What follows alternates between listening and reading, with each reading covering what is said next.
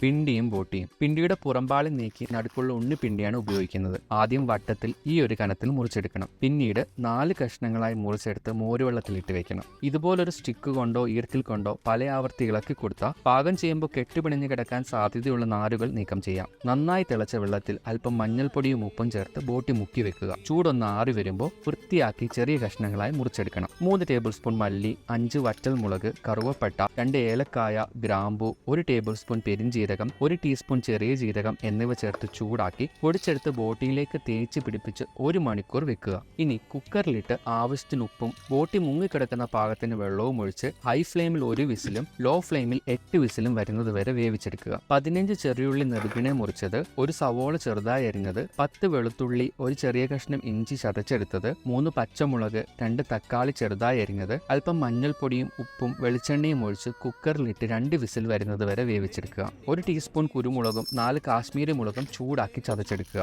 ചട്ടി വെച്ച് വെളിച്ചെണ്ണ ഒഴിച്ച് അല്പം അരിയിട്ടൊന്ന് പൊരിഞ്ഞു വരുമ്പോൾ വാഴപ്പിണ്ടി ഇട്ട് കൊടുക്കാം. ചതച്ചു വെച്ച മുളകും ആവശ്യത്തിന് ഉപ്പും ചേർത്ത് ചെറുതായി ഒന്ന് വഴറ്റിയെടുക്കണം. ഇതിലേക്ക് വേവിച്ച ഉള്ളിക്കൂട്ട് കൂടി ചേർത്ത് അടച്ചു വെച്ച് 2 മിനിറ്റ് വേവിച്ചെടുക്കുക. വേവിച്ചെടുത്ത പോട്ടി ആവശ്യത്തിന് വെള്ളമൊഴിച്ച് പിണ്ടി ഒന്ന് വെന്ത് വരുന്നത് വരെ അടച്ചു വെച്ച് പാകം ചെയ്തെടുക്കണം. അവസാനം വെളിച്ചെണ്ണ ഒഴിച്ച് 1/4 ടീസ്പൂൺ ഉലുവ പൊട്ടിച്ച് കറിവേപ്പിലയും തേങ്ങാക്കുത്തും ചേർത്ത് താളിച്ചൊഴിച്ച സംഭവം റെഡി.